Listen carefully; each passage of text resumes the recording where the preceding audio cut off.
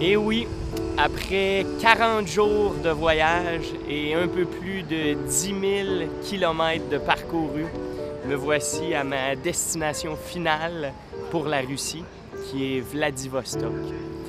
Une ville d'environ 600 000 habitants, qui est un secret très bien gardé de la Russie pendant la guerre froide, parce que c'était leur port militaire, le port naval pour leur flotte du Pacifique. Donc même les Russes devaient avoir un permis spécial pour venir dans la ville jusqu'en 1990, date à laquelle la ville s'est ouverte au tourisme. Assez spécial concernant la température ici. On dit qu'il pleut uniquement 2 fois par mois pendant le mois d'août, le mois où je suis en ce moment. La première fois pendant 13 jours et la deuxième fois pendant 14 jours. Donc je ne sais pas durant quel moment je me situe, mais bon, je profite du 5 minutes, 10 minutes. La pluie vient d'arrêter, donc je vais aller me promener. Il y a un pont magnifique qui vient d'être fini de construire, qui mesure environ 4 km de long, qui nous rend aux îles Russes, qui sont un petit peu plus loin. Puis une ville très industrielle, puis il y a des montagnes un peu partout. Je peux monter un certain belvédère un peu plus loin. Fait que je vais aller voir ça avant qu'il se mette à pleuvoir un peu plus fort.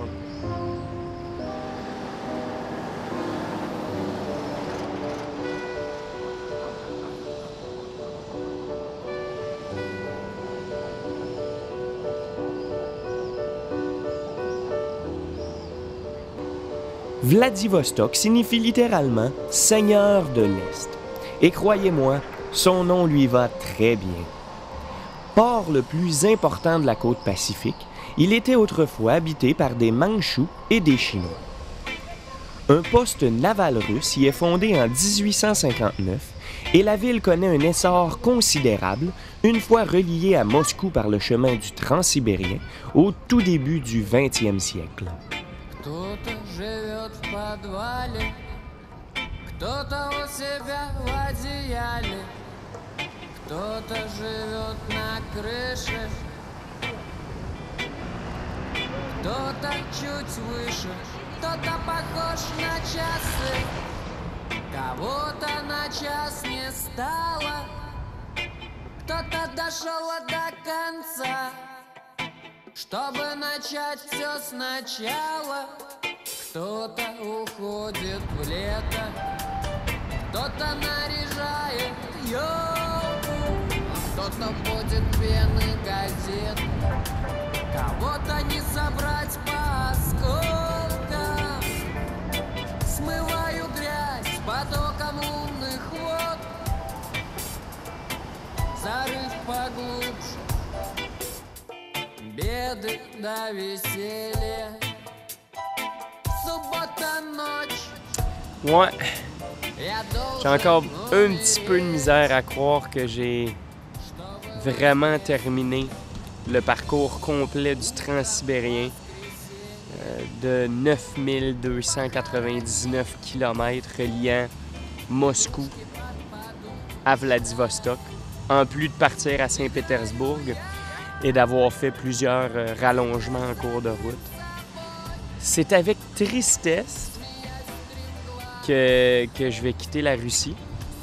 Je serai encore resté une bonne semaine à visiter quelques autres villes. Malheureusement, là, je suis complètement à l'est du pays. Puis, je suis rendu sur le Pacifique, donc il n'y a plus rien à visiter. Puis, mes allergies commencent à Vladivostok. J'en reviens pas vraiment, là, mais bon. Puis, hey, j'ai quelque chose à vous montrer. Comme je ne trouvais rien à manger dans les épiceries, je me suis retourné sur le bon vieux poisson sec qui est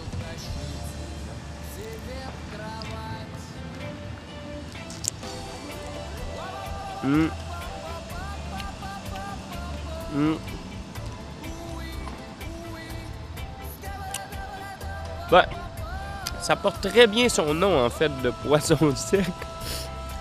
Je vais aller me reposer un peu parce que les 3 jours de train, 3 nuits, m'ont complètement brûlé. se faire réveiller à 11 h du matin avec des shooters de vodka. Puis c'est pas des shooters à la québécoise. C'est un bon vieux verre de taverne rempli au tiers que tu cales. Puis en prendre 4 comme ça tue complètement. Tu t'endors un peu, tu recommences. À un moment donné, le mal de tête te pogne, puis tu dors plus pantoute.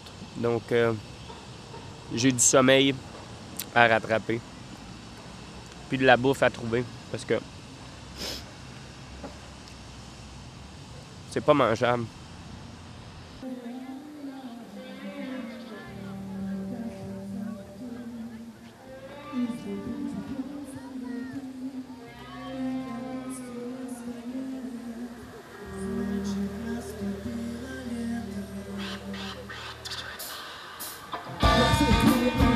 Водой, и пусть твое сердце захлестнет волной. Океаны, небо, мой истинный дом. Если думаешь так же, я жду тебя в нем. Не важно, каким тебя видят другие. Ты тот, кто ты есть, и ты будешь счастлив. Никогда не сдавайся и всегда собой будь. Ведь вся жизнь дорога, и с нее не свернуть. Улетай скорее, ближе к ней.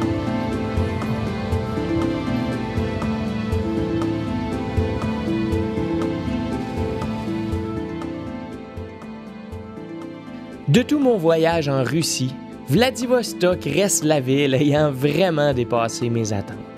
Celle-ci étant un peu comme l'image de Bratislava dans le film Eurotrip, je m'attendais à un vieux port délabré, des maisons sans fenêtres et des ponts coupés en deux. Donc, vous voyez, souvent, il faut pas se fier à son imagination.